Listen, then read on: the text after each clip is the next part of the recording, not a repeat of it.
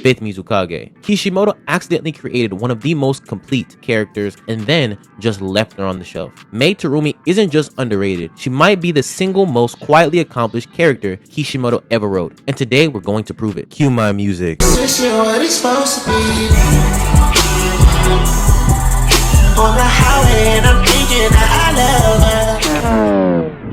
四代目水影の櫓は何者かに操られていたのではないかという疑いがありました。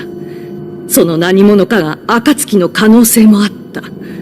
The fourth Mizukage, Yagura Karatachi, he was being secretly controlled by Obito Uchiha the entire time. And under that shadow government, Kirigakure became the Bloody Mist. Ninja Academy graduation exams require students to fight each other to the death. And if you are a Kekkei Genkai user like Haku, you were hunted. This is the Kirigakure Mei Terumi walked into. First thing she does, the graduation death matches are over. The persecution of Kekkei Genkai users ended. She tears out the fear-based leadership model by the root and replaces it with something Kirigakure hadn't seen in years. A Kage who leads by earning loyalty, not by enforcing it through violence. But this isn't just internal restructuring. Mei understands that Kirigakure's problem isn't only inside the walls, it's the reputation that follow those walls into every other conversation in the ninja world. So at the 5 Kage summit, she stands up in a room full of the most powerful leaders alive, and she says it plainly. Her mission is to erase the Bloody Mist name, and that result speaks for itself in the people around her. Look at Ao and Chojuro, her bodyguards. By the time we see them during the summit and the 4th Great Ninja War, their loyalty to Mei is personal. Chojuro especially. Mei is actively grooming Chojuro to succeed her. She's not just running Kirigakure, she's building the version of a Kirigakure that outlasts her. Every other Kage we talk about in Naruto is impressive in their own way. Mei built something out of wreckage, under pressure, with the whole ninja world watching, and then quietly made sure it would survive her. That's not a side character, that's a generational leader.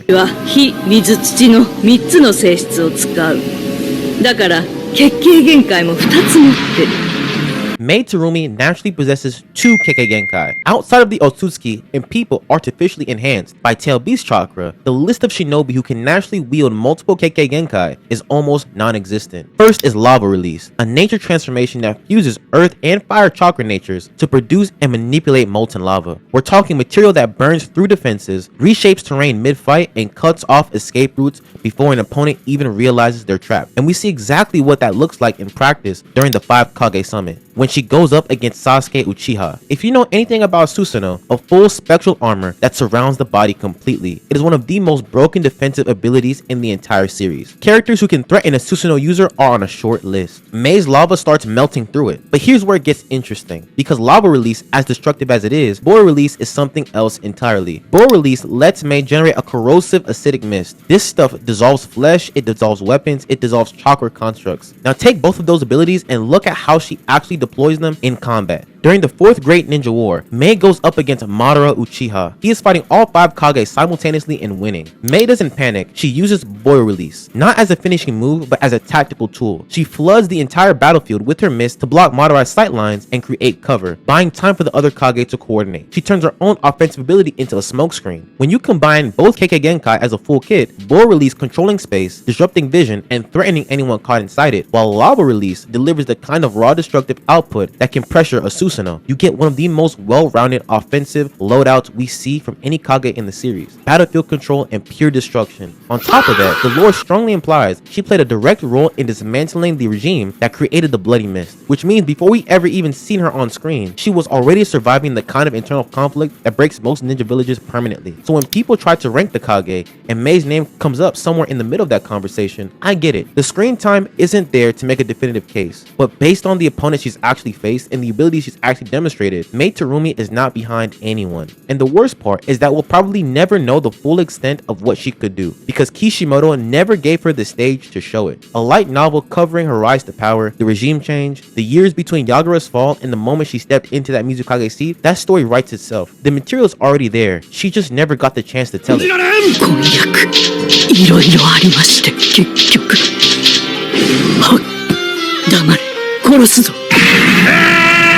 Now here's the thing about Mei Terumi that doesn't get talked about enough. Mei Terumi is genuinely entertaining, and that matters. Her personality is a specific combination that you almost never see pulled off cleanly. She is fully feminine and fully authoritative, and neither one undercuts the other. She doesn't soften her power to seem more approachable, and she doesn't harden herself to be taken seriously. She just exists as both things simultaneously, completely unbothered by that contradiction. And you see exactly what that looks like under pressure at the 5 Kage summit. The 4th Raikage, who is not exactly subtle, basically implies that Kirigakure might still have ties to the Akatsuki. And look, given the Bloody Mist's reputation, you can't really blame him for that suspicion. But watch how Mei handles it. She doesn't get defensive, she doesn't take the bait, she stays composed, she stays cooperative, and she navigates the accusation so smoothly that the conversation moves on. She's sitting in the room holding information, keeping her face completely neutral, and managing the entire political situation without a single crack in her composure. But here's where Mei actually surprises you. She is kind of hilarious. Mei has this running fixation on marriage and aging that she brings up at the most unexpected moments. It's genuinely charming because it's so specifically human. Here is a woman who has reformed a village, survived wars, held her own against 2 of the most dangerous people alive, and she is also sincerely stressed about her own love life. The infinite Tsukiyomi sequence tells you everything you need to know about that. When she gets pulled into her dream world, her deepest, most unconscious desires, she's getting married, and then by the time Boruto rolls around, she's still single. That detail is genuinely funny if you let yourself sit with it. It's not just a joke the show makes at her expense, it's a real, persistent, slightly tragic character trait that she openly acknowledges about herself. She wants something she hasn't been able to find, and she's self-aware enough to laugh about it. And that contrast between the unshakable authority she projects in every professional setting and the completely relatable, slightly chaotic personal life she carries underneath is exactly what makes her so watchable in the limited screen time she gets. The tragedy is that we barely get to spend any time with her, because the version of this show where Mei gets to travel, interact with Chojuro and Aoi outside of the war setting, navigate diplomatic relationships between villages, and occasionally derail a serious conversation by bringing up marriage at the worst possible moment, that version of the show would have been a must-watch content. The character had range, she had texture. Kishimoto built something genuinely special here and then just walked away from it. Masashi Kishimoto said he struggles to write compelling female characters, and I believe him. I think that's an honest admission from someone who knew his own blind spots. But here's what I can't shake, because somewhere in the middle of writing this story, he created a woman who inherited a traumatized village and rebuilt it from the ground up. A woman who walked into a room with the most powerful leaders alive and outmaneuvered all of them without raising her voice. A woman born with 2 Kekkei Genkais who used them with enough intelligence to pressure a Susanoo and fight Madara Uchiha on a battlefield where every other Kage was getting dismantled. A woman who, in her deepest dreams, just wanted to fall in love. And then he gave her maybe 40 minutes of screen time across the entire series. That's not a writing problem, that's a tragedy. Because Mei didn't need saving. She didn't need a redemption arc or power up or some moment where she finally proves herself. She was already complete. She already had everything: the depth, the ability, the personality, the backstory. She just needed the page count, and she never got it. So if you've been sleeping on her, if she's always just been the Mizukage in the back of your mind, vaguely cool, mostly forgettable, I hope this changes that. Because when you actually look at this full picture of who Mei Terumi is and what she accomplished inside this story, she isn't just underrated. She might be the most quietly extraordinary character Kishimoto ever wrote, and she deserves so much more than what she got. And speaking of characters who got done dirty by this fandom, if you think Mei Terumi had it bad, wait until we talk about Sakura Haruna, because that situation is a completely different kind of robbery. Are you kidding me?